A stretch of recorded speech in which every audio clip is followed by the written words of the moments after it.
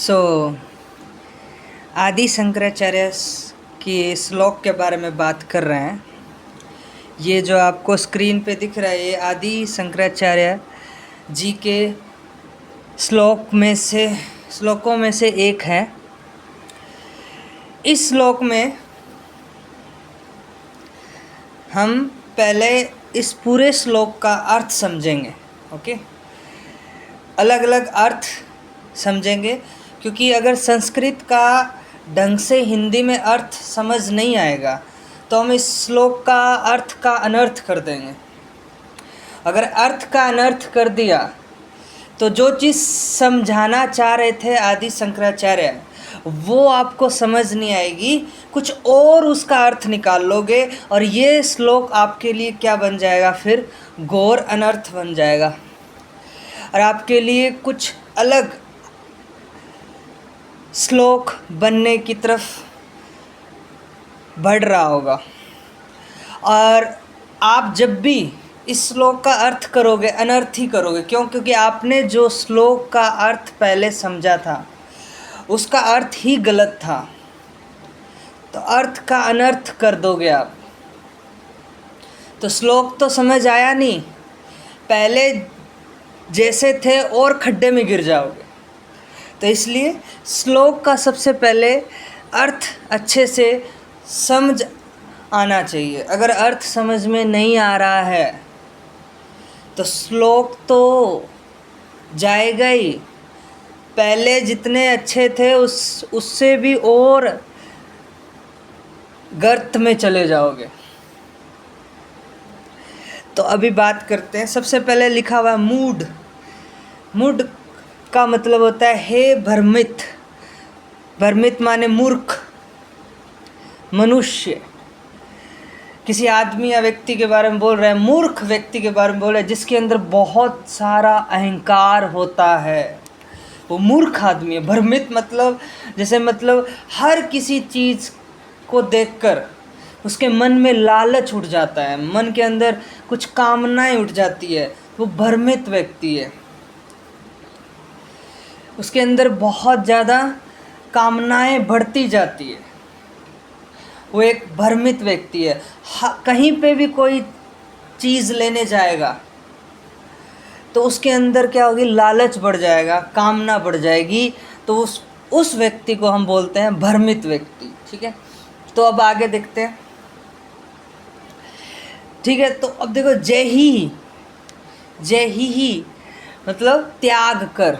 अब ऐसे नहीं है कि सब कुछ त्याग देना है, ना तो संसार को त्यागना है, ना इंद्रियों को त्यागना है, ना शरीर को त्यागना है, ना खाने को त्यागना है, ना लैपटॉप को त्यागना है, ना इंटरनेट को त्यागना है। त्यागना किसी को ही नहीं है। फिर त्यागना क्या है? त्यागना है अहंकार जो आपका बढ़ रहा है उसको जानकर उसकी कमियों को हटाना होता है, यही त्याग कहलाता है। त्याग माने क्या?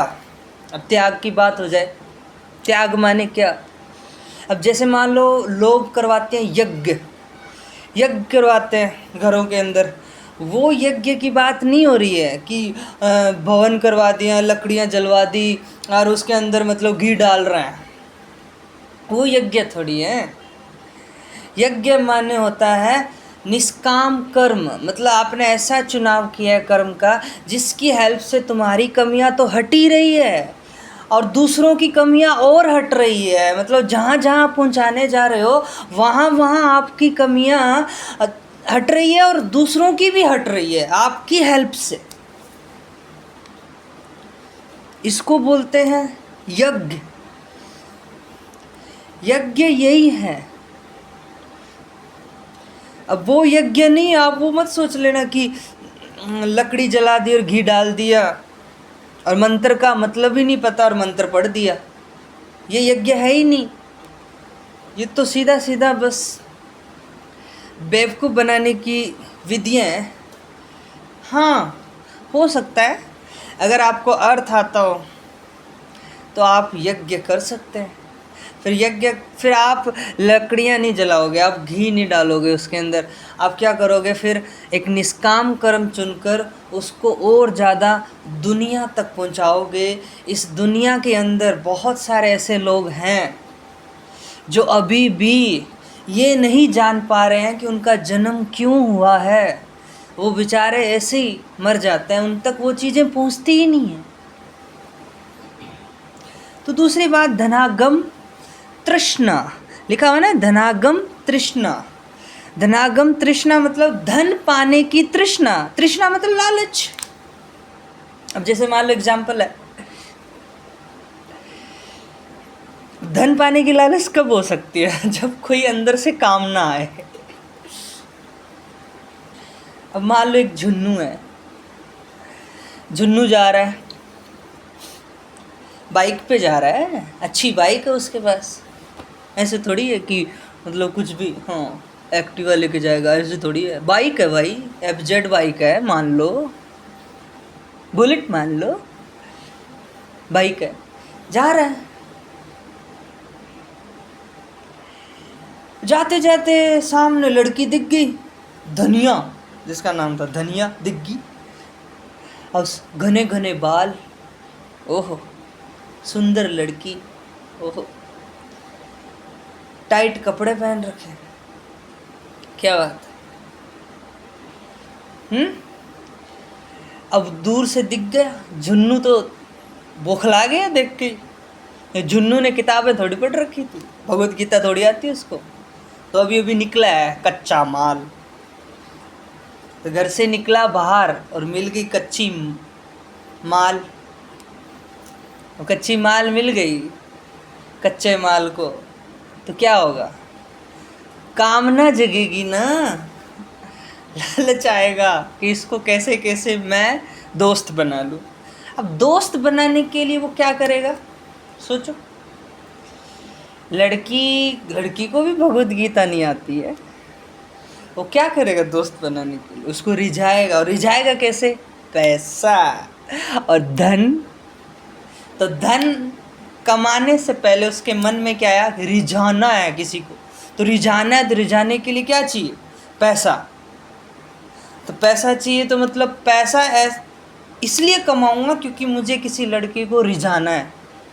क्यों रिझाना है, संभोग के लिए, बस सीधी सी बात है, उसी के लिए रिझाना, और क्या। और ऐसे थोड़ी है कि उसको बिठा के हम भगवत गीता पढ़ाएंगे, हम भी पढ़ेंगे उसको भी पढ़ाएंगे, ऐसा थोड़ी होता है।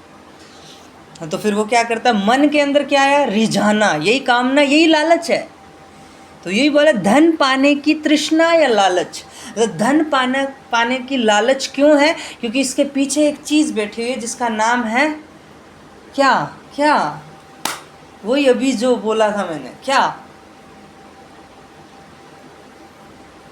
क्या बोला था,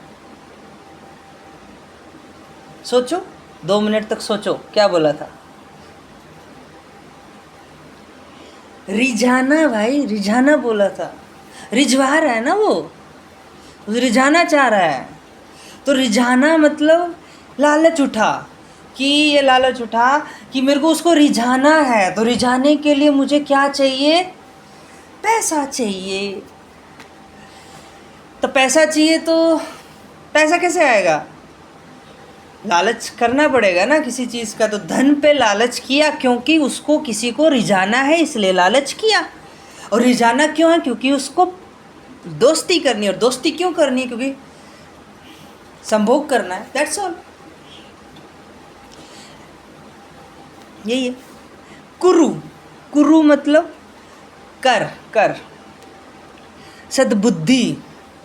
सद्बुद्धि का मतलब क्या, देखो सद्बुद्धि लिखा हुआ है ना, सद्बुद्धि का मतलब क्या है, सद्बुद्धि का मतलब है शुभ, अच्छी बुद्धि। अब आ जाओ, मान लो वही झुन्नू, उसने पैसा कमा लिया और वो रिझाने भी चला गया और वो रिझ भी गई, बहुत बढ़िया। पैसा दिखेगा तो रिझेगा कौन नहीं, सब रिझेगा। अब तुम मर्सिडीज गाड़ी दिखा दो उस लड़की को धनिया को, तो रिझेगी ना, रिझेगी, जरूर रिझेगी, क्योंकि वो भी वैसी ही है। रिझ गई। अब रिझ गई उस झुन्नू के दिमाग में एक चीज़ उठा, क्या? यार बोर हो रहा हूँ, जो चीज़ मुझे मिलनी चाहिए थी वो मिल ही नहीं रही है। क्या? शांति। झुन्नू को ये लगा था कि लड़की मिल गई तो शांति मिल जाएगी, पर शांति तो नहीं मिली। शांति तो नहीं मिली। शांति कहाँ मिली? मिली ही नहीं शांति। और जब शांति नहीं मिली तो झुन्नू और दुखी हो गया। पहले कम दुखी था, अब और दुखी हो गया। और दुखी हो गया तो अब क्या करे? तो उसकी बुद्धि जगी कि नहीं, मुझे एग्जैक्ट क्या काम करना है अपनी शांति को बनाए रखने के लिए या शांति पाने के लिए। तो उसकी बुद्धि जगी, सद्बुद्धि, शुभ, कि मुझे भगवत गीता पढ़नी चाहिए, मुझे अच्छे से श्लोक का अर्थ समझना चाहिए, मुझे अपनी कमियों को देखना चाहिए। मेरे अंदर क्या बैठा हुआ है? लालच, अहंकार, ईर्ष्या, कामना, ये सब चीज़ें जो बैठी है इसको समझना है, इसको हटाना है समझकर। तब जाके मेरे अंदर कुछ शांति की तरफ बढ़ने का मार्ग मुझे मिलेगा और मुझे दिखेगा। और फिर उस धनिया को भी मैं बताऊंगा। अगर धनिया सुनने वाली होगी तो सुन लेगी, नहीं सुनने वाली होगी तो नहीं सुनेगी। सीधी सी बात है। ज़बरदस्ती किसी की नहीं करनी। ज़बरदस्ती करोगे उल्टा कुछ नहीं। किसी पे ज़बरदस्ती कर लो, मान लो किसी को सिखाने गए, ज़बरदस्ती कुछ सिखाने गए, धनिया को सिखाने गए ज़बरदस्ती, वो नहीं सीखना चाह रही है। ज़बरदस्ती करो क्या होगा? नहीं सीखेगी। टाइम वेस्ट कर रहे हो ना, टाइम वेस्ट नहीं करना है। ओके, हाँ चलो नेक्स्ट में क्या लिखा है? देखो क्या लिखा है। मनसी वित्रष्णाम, मनसी वित्रष्णाम, वित्रष्णाम। तो वित्रष्णाम है मतलब, वित्रष्णाम है मतलब क्या है? ध्यान से सुनना। मन में वासना या लोभ का अभाव। मन के अंदर जो वासना उठती है ना, कामना उठती है, जैसे झुन्नू की धनिया के लिए उठी थी। धनिया को झुन्नू के लिए भी उठी थी, धनिया के अंदर झुन्नू के लिए भी उठी थी। मतलब धनिया के अंदर जो वासना उठी थी झुन्नू को देखकर, तो वही है मन में वासना या लोभ का अभाव। फिर बोल रहे हैं यत लभसे, यत लभसे, इसका मतलब जो कुछ भी प्राप्त होता है, मतलब जो आप कुछ गेन करना चाहते हो, जो कुछ प्राप्त होता है, मतलब आपसे प्राप्त होता है। जैसे आप पढ़ रहे हैं, श्लोक का अर्थ पढ़ रहे हैं, श्लोक का अर्थ पढ़ रहे हैं। जब श्लोक का अर्थ पढ़ रहे हैं तो उसका अर्थ जो पढ़ा जा रहा है, तो अर्थ पढ़ने के साथ साथ तुम्हारी कमियां जो हट रही है, तो आपको कुछ गेन हो रहा है क्या? ऑलरेडी गेन है, शांति ऑलरेडी है। शांति के ऊपर जो कवर होता है ना, ढक्कन जिसको बोलते हैं, वो ढक्कन क्या है? कमियां हैं। वो ढक्कन को हटाना, वो कमियों को हटाना। तो शांति ऑलरेडी पड़ी हुई है भाई, कहीं जाने की जरूरत ही नहीं है, अपने अंदर है। निष्कर्म, निष्कर्म उपात्तें, इसका मतलब है अपने कर्मों से अर्जित। तुम्हारे कर्म जो होंगे ना, वो अगर निष्काम कर्म होंगे तभी आप अपने अंदर कमियों को हटा सकते हो। और कमियां हट गई तो बचा क्या? कुछ नहीं। जो कुछ नहीं बचा वही भगवान है, वही श्री राम है, वही सब कुछ है। ओके। वित्त मतलब धन, वित्त मतलब धन। तेन विनोद्य चित्तम, उसी में चित्त को प्रश्न, मतलब जैसे आप खुश रखना, उसी में चित्त को खुश रखना, मन को खुश रखना, मन को आनंदित रखना। आनंदित बोल सकते हैं क्योंकि यहाँ पे निष्काम कर्म हो रहा है तो आनंदित आएगा। सुख मतलब आनंदित, यहाँ पे सुख का मतलब आनंदित की बात हो रही है कई बार अपन बोलते हैं आम सुख नहीं है वो सुख जो 2 मिनट का मिल गया बस, उसके बाद फिर टेंशन होगी, फिर 2 मिनट का सुख, फिर 3 पे टेंशन। ऐसे नहीं, वही बात होगी कि दिन में 100 बार मर रहे हो, इससे अच्छा एक बार ही मर जाओ। एक बार मरने का मतलब है एक बार ही अपनी कमियों को देख लो, हटा लो, उसके बाद एक बार मर गए, उसके बाद बार बार मरने की जरूरत ही नहीं पड़ती है। मरता कौन है? अहंकार मरता है भाई, झूठ ही तो मरता है। हम डरते किससे हैं? झूठ से। झूठ कौन है? झूठ माने वो झूठ नहीं कि झूठ बोल दिया, झूठ माने अहंकार, कमियां, वो हटेगी तो समझ लो मृत्यु को तुमने जीत लिया। कैसे? क्योंकि अहंकार ही तो मृत्यु है। और किसकी मृत्यु होती है बताइए जरा? शरीर की तो मृत्यु होती नहीं है। शरीर तो क्या होता है? चेंज होता है, फॉर्म है, एक चेंज होता है शरीर। और किसकी मृत्यु होगी बताइए? तुम बोलो कि आत्मा के बारे में आप कुछ कह ही नहीं सकते। आत्मा शून्य है, ना तो वो मरती है ना तो वो जिंदा होती है, वो अमर है, वो अजय है। तो फिर मरता कौन है? अरे झूठ मरता है जो है ही नहीं। ऐसे ही बस मान रखा है कि कोई है उसके लिए कर रहे हैं हम। कोई है ही नहीं। जब है ही नहीं तो काहे की टेंशन? मौज करो ना। अब इसको वैसे मत ले लेना, बिना श्लोक पढ़े ही सर कुछ है ही नहीं, अब तो मज़ा आएगा। आकर के देख लो, 2 मिनट का सुख आएगा, उसके बाद फिर टेंशन आ जाएगी अंदर। ही नहीं, अंदर टेंशन है, ऊपर बार से बोल रहे है ही नहीं। मेहनत लगती है यहाँ तक पहुँचने के लिए, है ही नहीं, यही बोलने के लिए बहुत मेहनत लगती है, बहुत ज़्यादा, कि वो है ही नहीं। तो इसका पूरे का जो अर्थ है वो हम समझेंगे अच्छे से। ये तो मैंने श्लोक के अंदर जो संस्कृत के वर्ड्स हैं वो उनका अर्थ बताया है।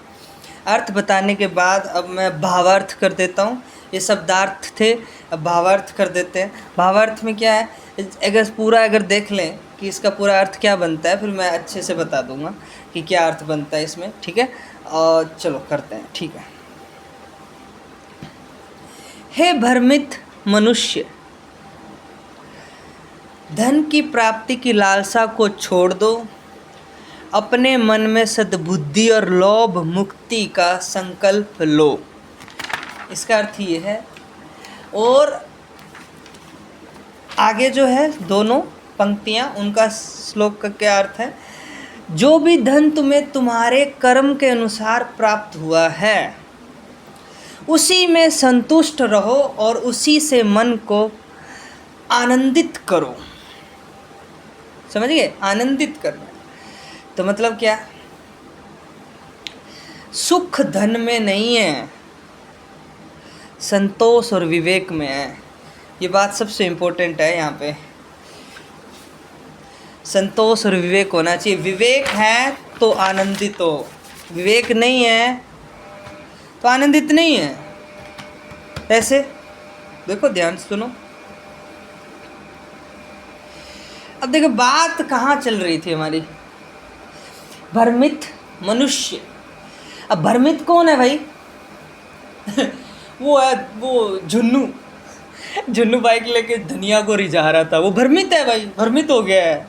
दुनिया में भ्रम फैल गया है उसके मन के अंदर, क्योंकि उसने श्लोक पढ़े ही नहीं ना, उसने अपनी कमियों को जाना ही नहीं। तो हर चीज़ उसको क्या करती है? अट्रैक्ट करती है इंद्रियों को। तो वो उसका अहंकार बड़ा खतरनाक है, तो वो क्या करता है? उसको कैप्चर करने की कोशिश करता है।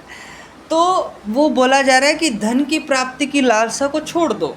यहाँ पे वो धन की प्राप्ति की बात नहीं हो रही है कि निष्काम कर्म कर रहे हो, फल की चिंता मत करो। ये धन की प्राप्ति की बात नहीं हो रही है कि निष्काम कर्म कर रहे हो तो धन जो मिल रहा है उसको मतलब छोड़ दो। वो छोड़ना नहीं होता है, धन नहीं छोड़ना है। छोड़ना क्या है?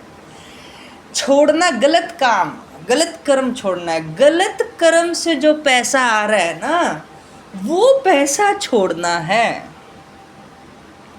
अब गलत कर्म छोड़ दोगे तो पैसा गलत कर्म से जो आ रहा है तो ऑटोमेटिकली छूट जाएगा। तो सारा कर्म के ऊपर डिपेंड करता है ना। अब निष्काम कर्म कर रहे हो और पैसा आ रहा है, उसको छोड़ दोगे तो फिर तुम मुक्त कैसे होगे? बांटोगे कैसे? खाओगे क्या, पियोगे क्या, और फिर बांटोगे कैसे? पैसा ही नहीं है तो बांटोगे कैसे? आजकल तो पैसा बहुत ज़रूरी है बांटने के लिए। सत्य को भी पावर की ज़रूरत है, क्योंकि सच्चाई को पहुंचाने के लिए पैसा चाहिए तो चाहिए। आज के टाइम में चाहिए, क्योंकि गंदे लोगों के पास बहुत पैसा है तो वो गंदगी फैला रहे हैं, तो एक मिनट भी नहीं रुकते हैं। तो सच्चाई को फैलाने के लिए तो उनसे दुगना तिगनी रफ्तार से हमें काम करना पड़ेगा, तब सच्चाई पहुंचेगी ना। बात समझ में आ रही होगी शायद। अपने मन में सद्बुद्धि और लोभ मुक्ति का संकल्प लो। भाई डिसाइड करोगे, चुनाव करोगे कि हमें अपनी कमियां हटानी है और लोगों तक अच्छी चीज़ें पहुंचानी है, सच्चाई पहुंचानी है, ताकि उनकी कमियां हटे। तो ये चुनाव करोगे निष्काम कर्म का, तभी तो सद्बुद्धि आएगी अंदर, वरना सद्बुद्धि तो नहीं आने वाली। तो बैठे रहोगे फिर क्या? वही किसी ने आटा फेंका और मछली आई, आटा खाऊंगी। किसी ने, कोई बैठा था बगल में, जाल बिछा दिया, फंस गई मछली। अब क्या? ऐसे ही होता है। तो गुलाम व्यक्ति यही तो होता है। आप उसको पैसा दिखा दो, वो कहीं भी मुंह मारने के लिए तैयार हो जाएगा, वो किसी के भी पैर छू लेगा, वो किसी के पीछे हो जाएगा, वो टट्टी भी साफ कर देगा। खा भी लेते हैं लोग, मूत पी लेते हैं गाय का, ये कोई सी बात होगी भाई? लोग किसी के लिए कुछ भी करता है यार, तो गलत बात है ना। तो अब ध्यान समझो, सद्बुद्धि होगी तो क्या होगा? चुनाव अच्छा करोगे, कर्म अच्छा होगा, कमियां हटेगी तुम्हारी, साथ साथ दूसरों की कमियां भी हटेगी। ये साथ पैरेलल चलता है। ऐसा नहीं होगा कि खुद की कमियां हटा रहे हो दूसरों की नहीं हटा रहे, गलत है, फिर कुछ गड़बड़ है। दोनों साथ साथ चलेगा, सीधी सी बात है। ठीक है। अब उसके बाद देखो,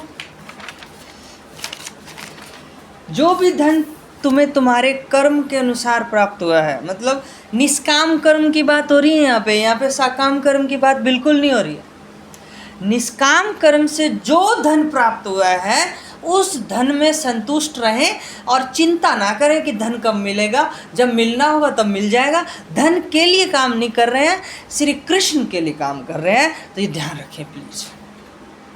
उसी में और उसी से मन को आनंदित करो। सही है, निष्काम कर्म कर रहे हो उसी में आनंद, क्योंकि जिस कर्म का तुमने चुनाव किया है तो चुनाव होता है प्रेम से, प्रेम होता है निष्काम कर्म से, तभी तो चुनाव करते हो निष्काम कर्म का। अगर प्रेम नहीं होगा तो मन आनंदित नहीं होगा। प्रेम है, चुनाव किया है निष्काम कर्म का, तो मन आनंदित होगा, जरूर होगा। अगर नहीं हो रहा है, इसका मतलब तुमने जो सेलेक्ट किया है, चुनाव किया है किसी भी कर्म का, वो कर्म आपके लिए सकाम बन चुका है, निष्काम नहीं है। अगर जो भी कर्म आप चुन रहे हैं वो आपके मन को आनंदित कर रहा है, कमियां हटा रहा है, तो समझ लो कि वो कर्म आपका निष्काम कर्म है, और वो करते जाएं। और एक टाइम ऐसा, पता नहीं आएगा कि नहीं आएगा, ये कोई नहीं जानता, ये लगातार प्रोसेस है। अब आपको कि हम आनंदित हो गए, ये सबसे बड़ा गंदा आदमी, इससे तो बच के रहना आप। सब हम तो आनंदित हो गए, समझ रहे हो आप? जब तक शरीर है ना तब तक हमें लगातार मेहनत करनी पड़ेगी, लगातार ये पाथ है, चलते रहना होता है। यहाँ पे ऐसा नहीं है कि आनंदित हो गए, ना, ऐसा हो ही नहीं सकता कि आनंदित हो गए। जो हो गए वो हो गए, मतलब वो गर्त में गए, उनका कुछ नहीं हो सकता। आनंदित मतलब समझ रहे हो, लगातार निष्काम कर्म करते रहना बिना रुके, और भविष्य की चिंता न करना।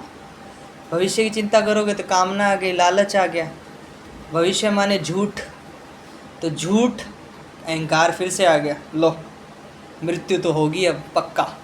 जहाँ अहंकार है वहाँ मृत्यु है, और जहाँ अहंकार नहीं है वहाँ मृत्यु है ही नहीं। लो, हो गए अमर। ऐसे ही नहीं, मैं तो ऐसे आप लोग रहे हो हो गए अमर, ऐसे अमर नहीं होया जाता। फिर वही बात बता रहा हूँ, अहंकार को हटाने के लिए बहुत मेहनत लगती है, लगातार सतत प्रक्रिया करनी पड़ती है, लगातार करते रहो प्रक्रिया, यही अमरता है। ओके, तो ये मैंने आज बताया। तो सुख धन में नहीं है, मतलब आनंद जो है धन में नहीं है, संतोष और विवेक में है। मतलब विवेक जरूर होना चाहिए, विवेक समझ जरूर होनी चाहिए। अब धन वो मत कर लेना, धन यहाँ पे धन की कोई गलती नहीं है, धन बुरा नहीं है। धन कहाँ से आ रहा है, किसके लिए यूज़ हो रहा है, कौन यूज़ कर रहा है, कहाँ यूज़ हो रहा है, ये इम्पोर्टेंट। ओके, वही है फिर क्या कि कहाँ यूज़ हो रहा है, सबसे इम्पोर्टेंट बात यही है।